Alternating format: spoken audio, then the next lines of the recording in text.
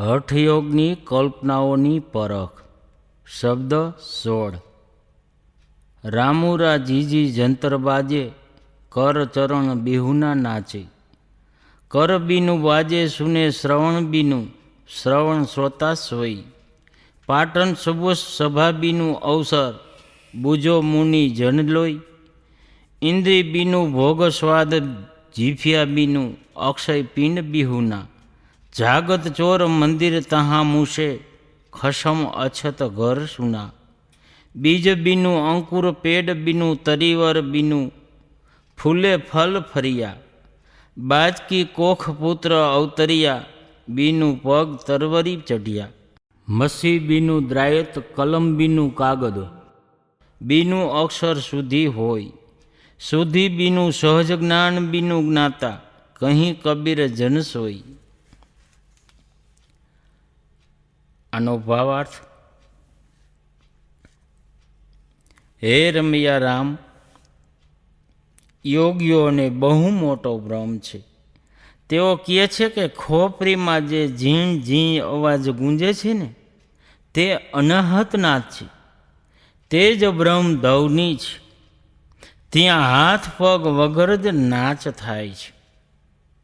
ત્યાં હાથ વગર વાજા વાગે છે, તથા કાન વગર સાંભળવામાં આવે છે. ત્યાં શ્રવણ, કાન અને શ્રોતા સ્વયં સાધક જ છે. ત્યાં સુંદર નગર વસેલું છે અને દરેક સમયે ત્યાં સભા થતી રહે છે. હે મનશીલો, તેને સમજો. ત્યાં ઇન્દ્રિયો વગર ભોગ થાય છે અને જીભ વગર જ સ્વાદ લેવામાં આવે છે. ત્યાં શરીર રહિત અખંડ તત્વ છે. સદગુરુ કહે છે કે આ બધું તો તે રીતે થયું જેમ ઘરવાળા જાગતા હોવા છતાંય ઘરમાંથી ચોર ચોરી કરી લે અને ઘરમાં માલિક હોવા છતાંય ઘર સૂનું લાગે. એટલું જ નહીં, જેમ બી વગર જ અંકુર ફૂટે, છોડવા વગર જ ઝાડ તૈયાર થઈ જાય, ફૂલ વગર ફળ લાગવા માંડે, વાંજણીના કુખે પુત્ર થાય અને કોઈ પણ પગ વગર જ ઝાડ પર ચડી જાય ને. ખરેખર નિજ સ્વરૂપની સ્થિતિ તો એવી જ છે કે તેમાં નથી ઉપર પ્રમાણે યોગીઓ દ્વારા દર્શાવેલ નાદ, દસ્ય વગેરેની જરૂર કે નથી બાહ્ય શાસ્ત્ર જ્ઞાનની જરૂર.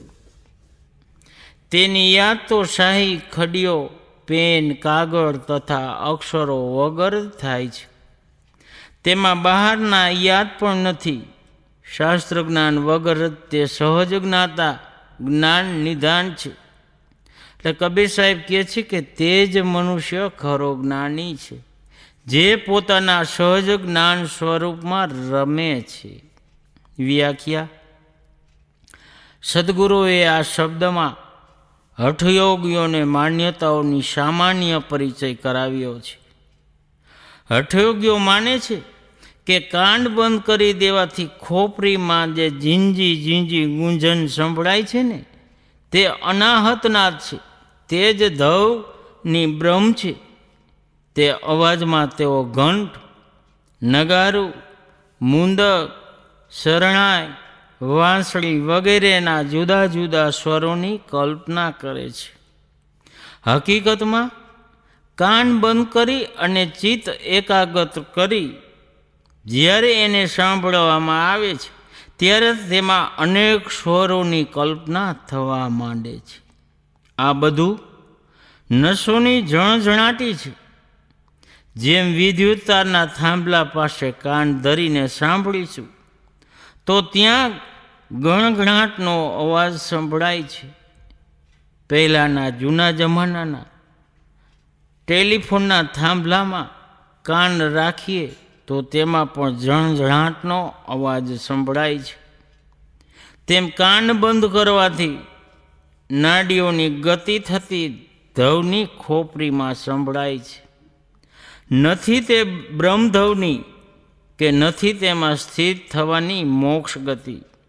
હા, સાધક પ્રથમ અવસ્થામાં પોતાના મનને રોકવા માટે જુદી જુદી સાધનાઓમાં એક સાધના પણ કરી શકે છે. જ્યારે તે ધવનીમાં મન લગાવશે ત્યારે સંસાર પ્રપંચ ભૂલી જશે. પરંતુ સાધકે એ સમજી લેવું જોઈએ કે ધવની તેનું પોતાનું આત્મ સ્વરૂપ તથા ચેતન સ્વરૂપ નથી, પરંતુ જડ શબ્દ છે. તેમાં વધુ પડતું તન્મય થવું એ એક જડાધ્યાસ ગ્રહણ કરવું છે. જેમ કોઈ ગુરુના ફોટાનું ધ્યાન કરે છે તો આ શબ્દ શરૂઆતમાં ફક્ત મનને રોકવાનું સાધન છે, નહીં કે ગુરુના ફોટામાં મનને હંમેશા માટે લગાડી દેવું. કેમ કે ગુરુનો ફોટો પણ જડ વિજાતી જ છે, તે જીવનું પોતાનું સ્વરૂપ ન થઈ શકે. આ ગ્રંથની વ્યાખ્યામાં આ વાત વિશે અનેકવાર નિવેદન કરવામાં આવ્યું છે કે અનાહત નાદનો અર્થ થાય છે ટકરાયા વિના ઉત્પન્ન થયેલ ધવની. પરંતુ બે પદાર્થો ટકરાયા વગર ધવની પેદા થઈ જ ન શકે. નસોમાં જે લોહીનું વહન થાય છે તથા શરીરની ગતિવિધિમાં જે નસ નાડીઓ ધ્રુજે છે તેનાથી જ ધવની પેદા થાય છે. માટે જેને હઠયોગી અનાહત કહે છે તે ખરેખર આહત નાદ જ છે. વિવેકથી જોવામાં આવે તો અનાહત નાદ અંતરાત્માનો અવાજ છે. દરેક મનુષ્યની ચેતના જણાવે છે કે તેનું શું કર્તવ્ય છે તથા શું અકર્તવ્ય છે. મનની એકાગ્રતાથી આનો ચોખ્ખો અનુભવ થાય છે. હઠયોગીઓ કહેવાતા અનાહતનાદ શ્રવણ સિવાય ત્રાટક મુદ્રા કરીને ભકુટીમાં જ્યોતિ દર્શન કરે છે. કોઈ પણ જગ્યાએ એક કીટમાં જોવામાં આવે કે આંખ બંધ કરી અંધકાર કે ગરમીને જોવામાં આવે તો જુદા જુદા રંગોની જ્યોતિ દેખાય છે. આ બધું જડ દ્રશ્ય છે. હઠયોગીઓ જીભને ઉલટાવીને તાળવામાં લગાડે છે તો ઉપરથી જે પાણી કે લાળ ટપકે છે ને ધીમે ધીમે તે પીતા પીતા તેનો સ્વાદ લે છે. તેને તેઓ અમૃત રસપાન કહે છે. હઠયોગીઓ શરીરની અંદર આખા સંસારને જોવાની કોશિશ કરે છે. તેમની સાધનાઓ એક અલગ લોક છે. તેઓ શરીરની અંદર જ વાદળા ગજરવા, મેં વરસાવો, વીજળી ચમકવી વગેરેની કલ્પના કરે છે. સદગુરુએ આ શબ્દમાં એમના જ લેંકામાં તેમની માન્યતાઓનો પરિચય આપ્યો છે. હઠયોગીઓની કલ્પના છે કે શરીરની અંદર ઝીં ઝીં સ્વરમાં અનાહત નાદ વાગે છે અને ત્યાં હાથ પગ વગર નાચ થાય છે. સંસારમાં જોવા જ મળે છે કે પગ ચલાવ્યા વગર તથા હાથ મટકાવ્યા વગર કોઈનું પણ નાચવું અશક્ય છે. પરંતુ શરીરની અંદરના નાચ માટે તો હાથ પગની જરૂર જ નથી પડતી. હઠયોગની સાધનામાં તત્વ પ્રકૃતિઓ જાણે એની મેળે જ નાચે છે. ત્યાં હાથ વગર જ અનાહત નાદ વાજિંત્ર વાગે છે અને તેને કાન વગર જ એટલે કે કાન બંધ કરી સાંભળવામાં આવે છે. ત્યાં તો શ્રોતા જાણે શ્રવણ છે એટલે કે સાંભળનારા જ કાન બની જાય છે. પાટણ શુભ સભાબીનું અવસર. હઠયોગની સાધના કરવાથી જ્યારે જ્યોતિદશ્યમાં એકાગ્રતા થાય છે ત્યારે ક્યારેક લાગે છે કે જાણે કે હું કોઈક નગરમાં, દેવ મંદિરમાં, પ્રકાશપુંજ પથમાં પહોંચી ગયો છું. ક્યારેક લાગે છે કે હું એક વિશાળ સભામાં પહોંચી ગયો છું અને તે સભા હંમેશા ભરેલી જ રહે છે. ત્યાં ઇન્દ્રિયો વગર ભોગ ભોગવાનો ભાસ થાય છે અને જીભ વગર સ્વાદ ચાખવાનો આભાસ થાય છે. હઠયોગી અંદર એક જ્યોતિની કલ્પના કરે છે. તેઓ તેને બ્રહ્મ તથા અખંડ સ્વરૂપ માને છે. કહેવાની જરૂર નથી કે આ બધું તેમના મન ઇન્દ્રિયોનો ભાષ અધ્યાય છે. ઉપરના બધા જ હઠયોગી પ્રપંચો પર વ્યંગ કરતા સદગુરુ આગળની પંક્તિમાં કહે છે, જાગત ચોર મંદિર તહામુશે, ખસમ અછત ઘર સુના.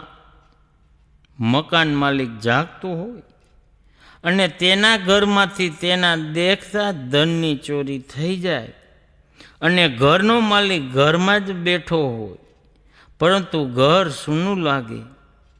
આ જ દશા હઠયોગીઓની છે.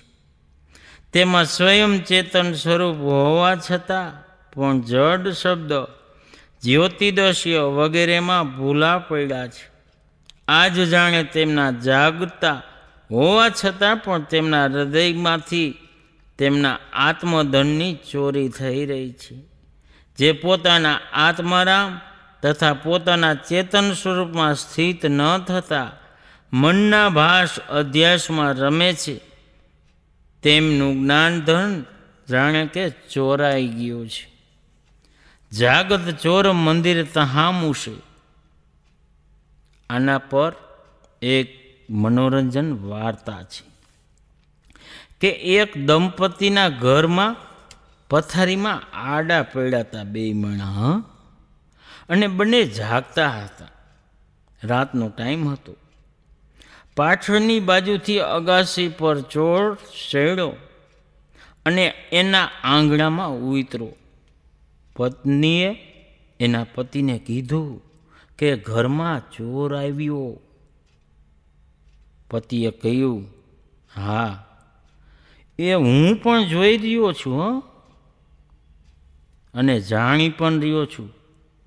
જ્યાં રૂપિયા, કપડાં તથા દાગીનાની પેટીઓ હતી ને તે રૂમમાં પછી ચોર ગયો.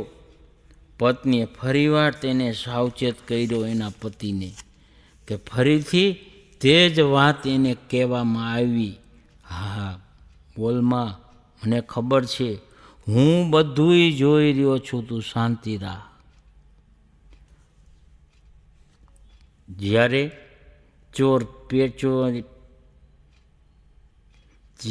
ચોર પેટી લઈને ઘરના પાછલા બારણેથી જવા લાગ્યો તો પત્નીએ ફરીથી પતિને બતાવ્યું કે ચોર પેટી લઈને જઈ રહ્યો છે. પતિએ કીધું કે તું કેમ ગભરાય છે? હું જાણી રહ્યો છું, જોઉં છું.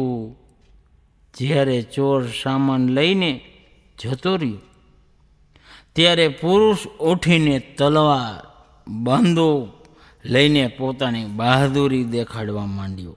ક્યાં ગયો? હમણાં મારી નાખું, કાપી નાખું.